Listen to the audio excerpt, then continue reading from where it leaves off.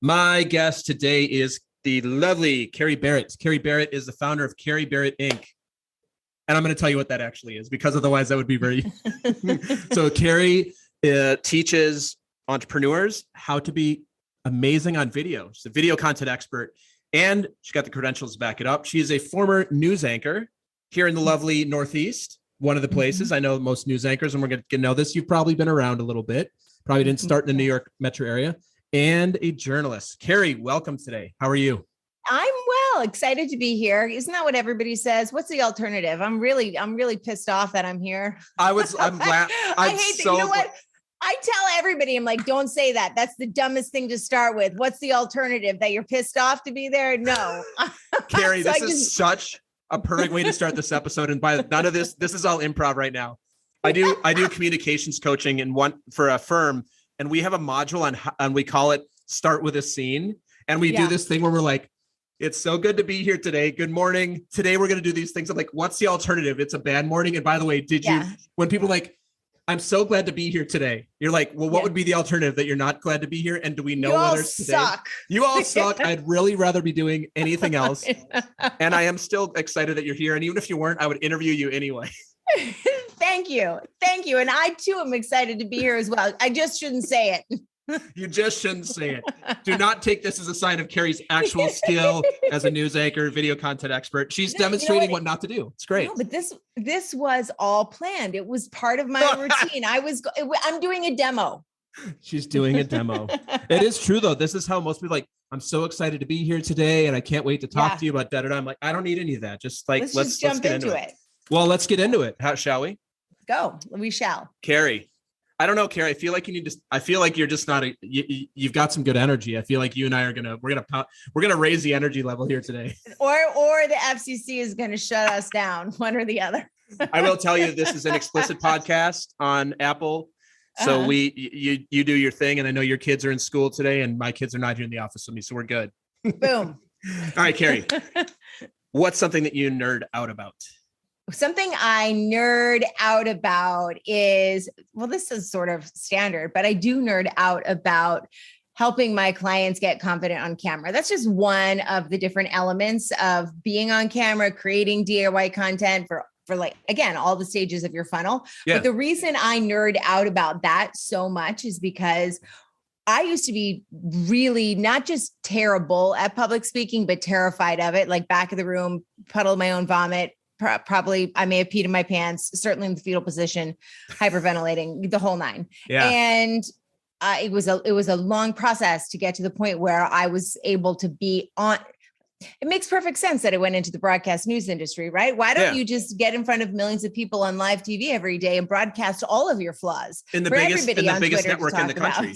In the biggest metro network in the country, of course. In New York City. Yeah, of course. And have some success. You know, I've got an Emmy sitting behind me, a couple of them. And so that is the thing I nerd out the most about, because people and I include myself in this, we get stuck into these sort of like limiting belief systems. And it's this phrase that's thrown around all the time.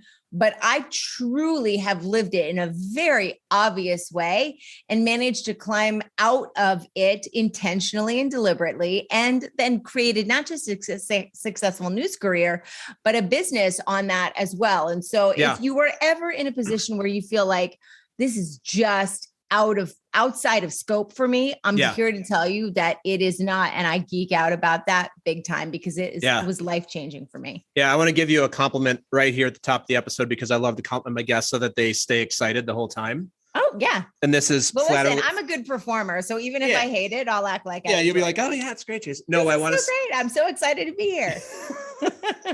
So like I was mentioning that I do communications coaching for a firm, and we have a whole module on camera presence. I can tell you know what you're doing because you have an interesting background, but it's not too much. Mm-hmm. You're framed nicely in the camera and you look like you're taking up executive presence in space. You've probably seen this with a lot of your clients where they show up and they're on their laptop and their laptop is like flipped back. And I had the best thing, and you may have heard this, but somebody said that to me. They go, "You look like you're at the little kids' table at Thanksgiving." And I said, "That's exactly right." These like powerful humans that are like, And I'm like, I can see like your neck up and I see 3/4 of your screen is like a bookcase or something. Like that's not impressive. Yeah. No.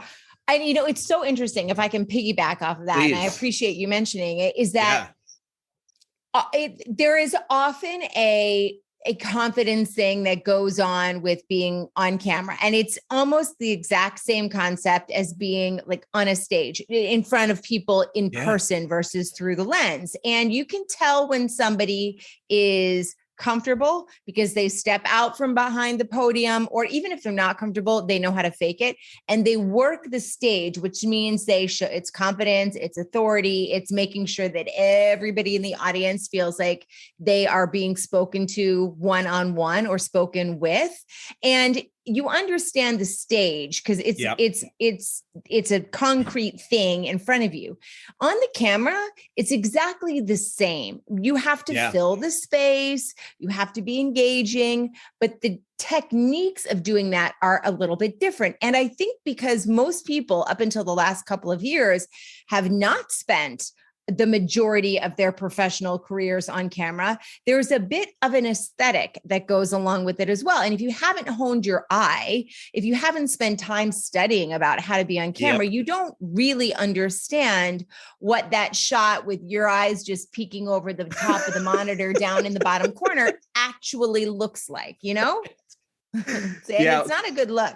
No, it's not a good look. I will never forget. And I forgot to say this, like the kid at the Thanksgiving Day table, I was on a call with a business professional and I'm like, you could not look further away nor less impressive in your current thing. And I actually met this person in real life and they're very impressive. The other thing I want to offer this before we move on, that I'm sure you teach your clients as well, is when you are looking at people on a large Zoom and you want to look at them, you look at the camera, not at them on the screen, especially if you have a big monitor. But like right now, you and I are looking at each other because we're looking at the camera with each other. I'm not looking at you. Actually, I'm looking at my camera, which means I'm looking at the you. lens. I'm looking at the lens. You see like maybe like sort of a pink blob underneath wherever your lens is on your monitor. And that's sort of it. Can I add a little tip to that? One of the things, and I'm so glad that you mentioned this. So for those of you who are listening and not watching, which I realize is all of you. Oh, it's a podcast somewhere. I know. Well, you could do a video one, but that's for another day, Jason. Yeah, that is for another day. So if you're on your phone, because you can do these sorts of Zoom calls on your phone, but this is really applicable for a virtual presentation. It's applicable for a live stream. It's applicable for content creation. One of the things that is, again, it seems like it's aesthetic rather, but it's aesthetic with a reason, is if you are looking at your monitor or your phone and you're not looking at the lens and you're looking down, and like, I get where you're looking at your audience, or there's a slide, or conversely, you're obsessed with your own appearance, and that's okay too, because it's distracting and we see all the flaws. But what that looks like to your audience is that your eyes are sort of darting all over the place and they're looking anywhere but at the lens. And it takes some practice to get used to looking at the lens. So one of the things that I suggest is practicing on your phone, but instead of practicing with the screen of your phone facing toward you, turn it around and practice looking, because you there's nothing to look at on the back of your phone. I love this. You have a lens. So look at the lens on the back of your phone and practice talking that way. Now, in order to get the shot right, you'll probably need a couple set or another set of eyes, not a couple of sets, unless you're, I don't know, you have a spider or something helping you, but have somebody look at the screen, which is facing away from you, and say, yes, you're in the screen. There's not a lot of headroom. Everything is set up right. And then talk directly into the lens on the back of your phone. That way you can't look anywhere but that lens, because you're not distracted by anything. And it is good practice for where you should be looking, and you avoid the eyes darting all over the place phenomena, which makes you look scared and skittish and unsure of yourself. I'm glad you're here, Kerry. I think you just gave us all the value. You gave us the pro tip. That was worth the price of admission for this video. This podcast. I'm going to go on Kerry's podcast, and she's going to coach me on why I should turn this into a video podcast. Because you could do so many things with it. I know, and I have all the video for all my guests too. I know. I'm getting Kerry really riled up. She's like, I'm not so excited to be here, but I'm excited to change this into a video. I need to talk some sense into you. All right. So that's a good segue here to my next question. I give you 5 minutes and you get to talk to all of us. So not even the millions of people in the Northeast where we are, but you get to talk to the world. Okay. What would you speak to us on, and what would be your call to action for us? What would I speak to the entire world on? Well, I always talk to an audience of one. So I never imagine that there are millions, and sometimes there have been of people who have seen, not now, but when I was on the news, certainly. Yeah. I would speak to an audience of one. And this message is applicable to everybody, regardless of what stage of life or business or various states of success or head trash or whatever. But the one thing that I would like to talk about is we are all have a certain set of beliefs or values about ourselves. And I touch on this a little bit when we first started, Jason, and I allowed myself to get painted into a box for a very long time. Now, sometimes I was the one holding the paintbrush. Very often I was the one who was holding the paintbrush.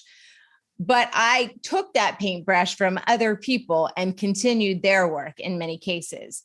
And there were many, many painful years. There were a couple of painful decades, as a matter of fact, where I sought external validation. I went down a lot of bad roads. I could detail plenty of them for you.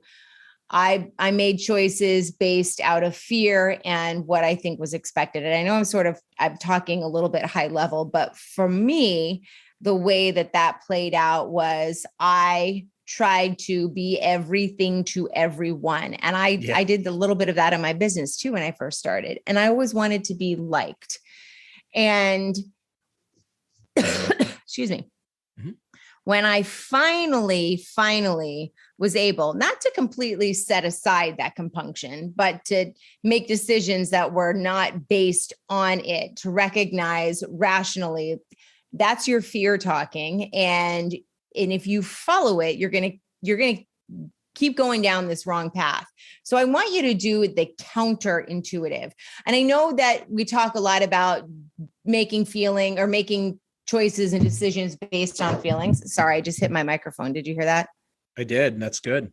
We like authenticity here. No, we're good. I'm gonna give you an edit opportunity. We talk a lot about making decisions based on feelings and trusting our gut instinct, and that is valuable and it is viable. However, it really only serves you if you are in a healthy state or if you are in a healthy place, because your feelings are not teachers, they're guidelines.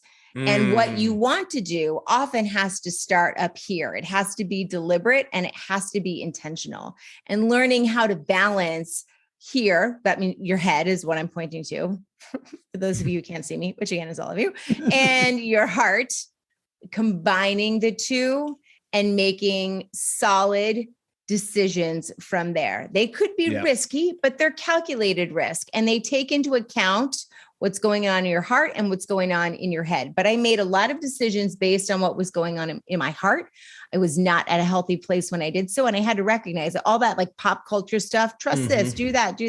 It only works if you are in a healthy state. That's and right. I would suggest a lot of us, especially after the last 2 years, are in a state of turmoil. We are in a state of flux. What we expected and trusted about the world or our families or our businesses has been turned on its head. So use both of those parts of yourself when you're making your decisions and figuring out what's next. Yeah, I love that, Kerry. So my next question here before we go to the commercial break is, you are a parent.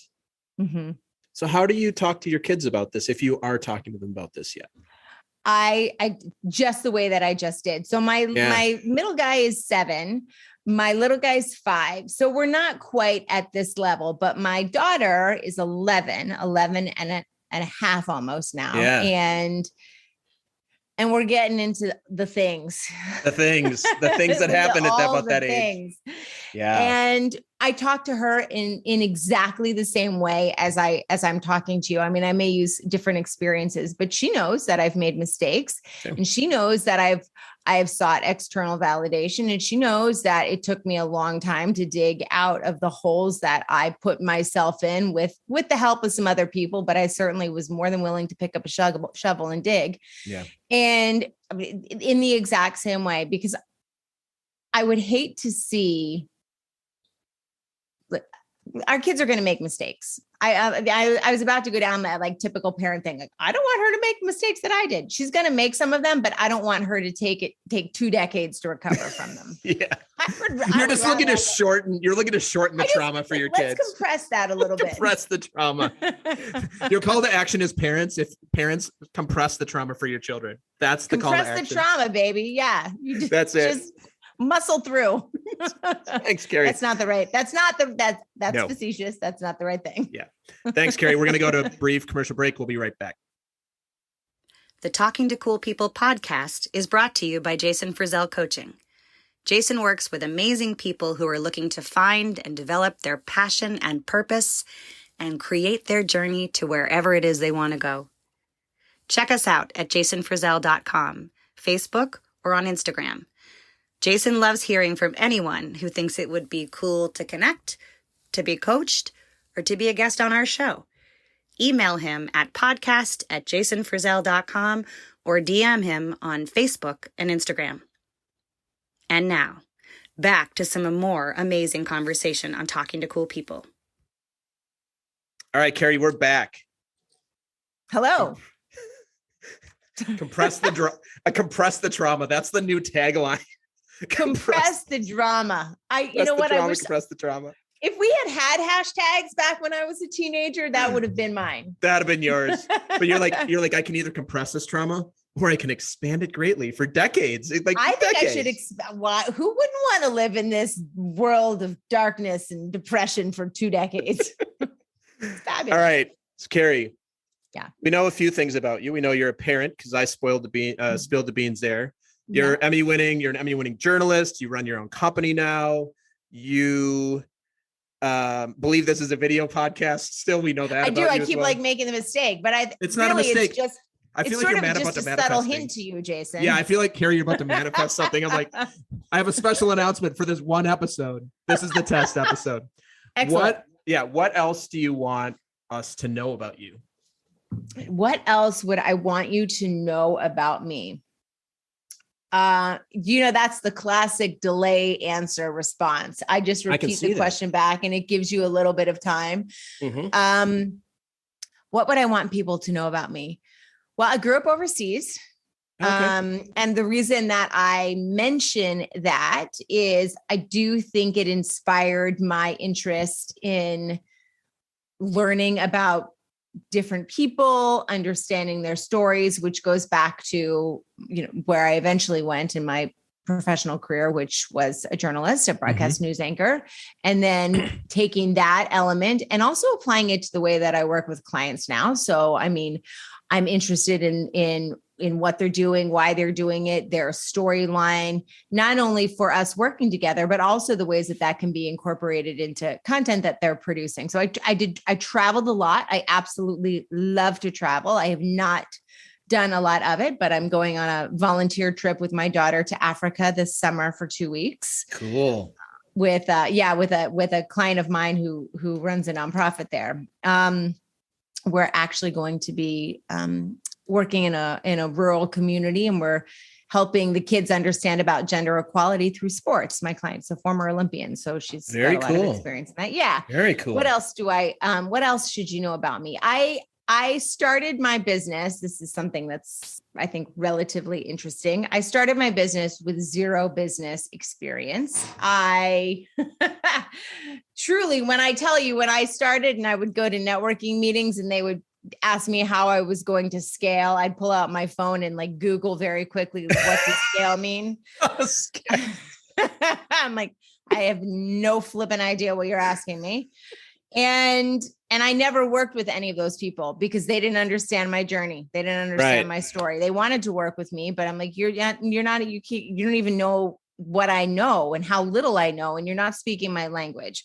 So talking to your audience, I think that applies whether you're in business, whether you're creating content, whether you're pitching a client, whether you're talking to a boss, whether you're talking to a colleague. Know your audience. That was sort of a detour there about what else is interesting about me. What else is interesting about me? I was one time mistaken for a campground hooker in Alaska. Is that interesting? Wait, not only a hooker, but a camp. Is that a campground thing? Hooker? Yeah, so that's a specific type of hooker that goes to campgrounds. It's a hooker only? that goes around to campgrounds, which is apparently a thing in Alaska. Yep. that is I will tell you, I've this will probably be episode 140 or so. It's the first time I've heard about campground hookers in Alaska on my show. Well, listen, now you've got double the price of admission. We've got the pro tip around looking at your iPhone, and we found out some things, but yep. All good things, Kerry. Thank you. And now I'm not going to lie. I'm a little nervous to give you the hosting rights here, since you are quite experienced. And this is the part of the show where you get to ask me anything. And we know each other a little bit, but not that well. So I really have no idea what's coming. And what is it that you'd like to ask me that I can answer for everybody listening and for you? I have no idea what's coming either. So get ready. Get a deep breath. I'm looking away from the camera. No, listen, tell me a little bit about how you got started, what you're doing. I'm curious because you're actually really good on camera. Thank you. How did you get to where you are? How did I get to where I was? So I was going to ask you what the question was, because you said you did a report. You're like, tell me about this. I'm like, that's a request or a demand, not a question. Yeah, sorry, not a question. All good. I did follow up though. No, you did. Good journalist. Yeah, this is an interesting question. So I spent 20 years in sales. I'm going to give you a little, tiny bit of the background and then how I got here. Okay. I spent 20 years in sales. When about 3 years ago, I was bored with my corporate life, and I hired a coach. And this was like not a coach to teach you how to do things. This is a coach who like got you into your head and your heart. Like you said, we did both. Yeah. Called life coaching. She's like an executive coach, more like an executive coach, but anybody who's ever worked with a good executive coach knows that you end up talking about personal things anyway, because absolutely we're human beings. And where we do it one place, where we do it everywhere. And through working with her, I realized that what I wanted to do was get into this work, and I wasn't exactly sure. So I went and I did some public speaking training. Then I went through a year-long coach training. And in the middle of that coach training, I went for my little side hustle. You know, you probably did a little side hustle when you started, to, hey, I'm going to do this full time, started working with people. And then over time, and at the same time, I started this podcast. For anybody listening who wants to get better at communicating, being a podcast host or guest is a great way to practice your craft in a very low stakes environment. So, yes. And then after that comes live video. Live video. Holy crap. You will get really good really quick. You can practice. Get rid of some of the ums and the ahs, get rid of the basicallys. Yep. It's not perfect. I still use those as well. I have mine. We all do. They're not deal breakers. They're not deal breakers. It's our humanity. I can usually get rid of all my weak language when I'm speaking in front of a bunch of people, which this is speaking in front of a bunch of people. And I listened to an episode. I'm like, I said like about 26 times. And that's fine. Minutes. I've probably said close to it. And yes, I wasn't counting. No. And I'm not counting either. 27, 28. No. And with all that, the reason I'm decent on camera is because I put my thought and energy into it. Yeah. So one, I train on it. I think I mentioned this before. I'm a coach at a company called Life Hikes. We do executive presence. And you know this, Kerry, this stuff isn't rocket science. Being good on camera is not rocket science. And also I have a high level of confidence. So I have no problem getting on and just doing it. Yeah. I know, from speaking to you in the past, I think one of the amazing things you do is it's not just, oh, here's the technology and here's the tactics. It's actually what's going on inside. Yeah. I don't have any of the what's going on inside for me. I do Toastmasters. I love speaking. Does that mean everything, like from top to bottom, there's nothing going on inside? I'm dead inside, which is why I can show up anywhere. This is all just a hollow shell.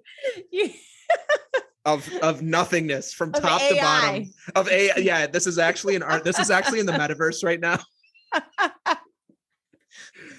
Sorry. No, it's interesting. Well, the other thing I will say, and I've shared this on the podcast a few times, one of the biggest game changers for me, and my guess is you've either done this work or from just being on camera, you just don't care in a good way anymore. Improv is one of the best things you can possibly do to get over yourself. Have you ever done any improv? I have done improv. I can took tell. improv when I first started anchoring. And the truth is, even if I didn't take it, if you're doing live coverage for 6 hours straight from the anchor desk, the whole dang thing is improv. Exactly. So you're going to baptism by fire. Yeah. I'll leave with this. At Life Hikes, the module where we do this, we call it the Get Over Yourself module. And it's written really well. So it's, hey, I can give you 1 to 2 options. Number 1, I can give you techniques and strategies to not be nervous anymore. Yeah. After you've already spoken. Yeah. Number 2, I can give you something right now that's going to likely shift how you think of this. And most people go, no, we do these in groups. Most people pick number 2. Number 2, get over yourself. It's not about you. It's about the audience. Like you said, you're speaking to the audience 1, but then the second part that we do that I like even better is, oh, but Jason, I'm worried about being judged. You are being judged. You're totally being judged. Everybody's going to judge you. Well. Number 3, whatever feels. So for you and I, we're here in this episode, we're talking about things we think we're cool. The people listening have a million other things going on. This is not the most important part of their day. That's not true. Well, now that you're on, it is, but of course it's true. Yeah. 100%. But I'm, watching a keynote speaker. Am I focused for 1 hour on every word that person says? No, I'm thinking about my finances and my business and my kids and my podcast. And you're thinking about all these things. So all those things, I've just learned to do that to get over myself. And the thing that I have, that's a unique skill set that my friend Laura, who was on the episode, on Lauren Bayron about a month ago, that said, I have a unique combination of, there's a weak language. I'm not a perfectionist and I'm not afraid to try things, which is a really good combination for things like speaking, podcasting. Yeah. I actually don't have a lot of fear of it because I know it really doesn't matter. Yeah. Nobody's going to turn away because you screwed something up. No. You call that a personality showcase. I learned a new term, personality showcase. That's what I always used to reframe when I would make an error on the news, and you could let it crush you because you'd get people, I'm sure, out of the woodwork on Twitter. You're such an idiot. Your blonde hair is real. It's not, by the way, like all sorts of stuff. And what I eventually reframed errors into was personality showcases. And if the barring something serious that I was talking about, if it was a mistake and the story around it was lighthearted or there was some levity to it, I would turn it into an opportunity to try and endear the audience to our show or to me or to whatever was going on and then move on. It's a personality showcase if you handle it right. Personality showcase. I love that. Thank you, Kerry. That was not as painful as I expected. My question to you? It wasn't painful. Oh, no, I have more though. No, I'm teasing. You're like, so now, look at that. We're out of time. You're like, next question for you, Jason. We're going to go deep here. Nope. This is my show. Give me that back. I have imposter syndrome. You never hand your mic over. That's lesson number 4. You don't ever give your mic to anybody who asks for it. I will say this. You're the first guest that I think that might actually be true. I haven't interviewed any news anchors before. So this is, I only learned that from reporting on the street. If I was at some place and I would ask tell me what you saw. And they would go to grab the mic and I'd be like, no. That's not going to go well. You're like, I'm going to pull this back whenever I want because I have no idea what you're about to say. All right. Exactly. So what's the thing that you are most proud of? The thing that I am most proud of, I did it again. I repeated the question back to buy some time. You're very well trained. I like it. The thing, is it going to sound cheesy if I say my kids? That is is it cheesy? Oh, I saw you roll your eyes. No. Well, those of you who are listening didn't see it, but he did. He rolled his eyes. I'm gonna tell you why I rolled my eyes. Okay. Because every single parent I have on this show, it's a lot. Do they say their that? family? Everybody. Yeah. That's what I would say. Everybody who's not a parent, it runs the gamut. Okay, so hold on a second. I'm gonna backtrack that. If you're talking about my personal life, I will say my kids, because I did not have a great childhood. I had a lot of my family was wildly dysfunctional, and I could go on at length about that. But I feel like I'm not perfect. I beat myself up a lot about it. But I have, I think, broken that cycle that was present for generations in my own family. And I think the second part of that statement is I was able to break the cycle of depression and low self-esteem that ran in my family. And I've been able to apply that to my professional life as well. I mean, when I told you that I didn't know how to start a business, I truly mean, like, I didn't know squat about squat. All I did was I started my LinkedIn account when I first started my business, which was, I don't know, 2.5-ish years ago, right before the pandemic. Good timing. And all I did was put myself out there every day by creating a small video on LinkedIn about something, about public. I didn't even know what my business was going to be. Public speaking, putting together face to head, camera, talking head video, live video. And slowly but surely, I began to piece together, what are people interested in? What can I offer that is of service and is of help and can have an impact? And that process, that arc, if you will, and I'm certainly not at the end of it. And there have been many bumps and dips up and down in that arc, but I am crazy proud of. Let me bring up a quote. I read a quote this morning on Twitter by the founder of, oh my God, it'll come to me. But anyway, he had a tweet that said, entrepreneurship is for people who will do things most people won't for a few years to live a life that most people can't forever. I love that. And I'm like, that's so true.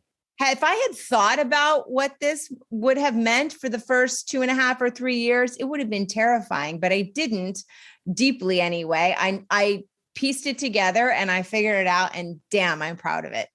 And now you get to be on big video podcasts. Podcasts like this one. I mean, listen, it's right up there with NBC. It's close. This is kind of the same thing. No, that's awesome, Kerry. Now that's been my experience of running my own business as well, is sometimes, and I think one of the things that I'm guessing that you coach people on also is just keep doing what you're doing, because it can feel like you're shouting into an abyss. There's nothing more frustrating than putting something out there and having crickets. And it happens to all of us. Totally. And there would be, listen, you've been there. There are nights you're waking up in the middle and you're like in a cold sweat. And you're like, I know it's 2 a.m, but I need a tequila shot, because if I don't take one, I'm not going to be able to fall back asleep. Like, I'm having a moment. And I've had more of those than I care to admit. That said, I am really excited when Monday rolls around, and it's been 20 years since I've been able to say that. So congratulations. That is a very cool place to be. Yeah. And likewise. And it also makes a big difference for your family to see parents that are, wow, it's actually possible to do meaningful work that makes a difference, and you have joy doing so. Mm-hmm. Congrats. And stress, but joy, mostly stress and joy. Yeah. Stress and joy. I wouldn't have been able to take my daughter on that volunteer trip to Africa working in the news industry. I mean, it would never have been able to happen. And now you're going to be able to create video content while you're over there and use it for your business. Listen, you know exactly where I'm at when it comes to that. I know exactly. Yeah. I know exactly what you're going to be doing. You do it for the gram. Kerry is going to be on the back of an elephant. He's like, we're doing a service project for this thing. And also I'm getting some killer video content. Like and share, please. Yeah. Business expense. Yeah. All right. So Kerry, what's something that you're afraid might actually be true about you? Something that I'm afraid that might actually be true about me is that I am, oh God, I always say, don't give people the questions to your podcast before you bring them on. I would have reversed that advice. Something that I'm afraid about me that I am afraid that I'll never be truly satisfied.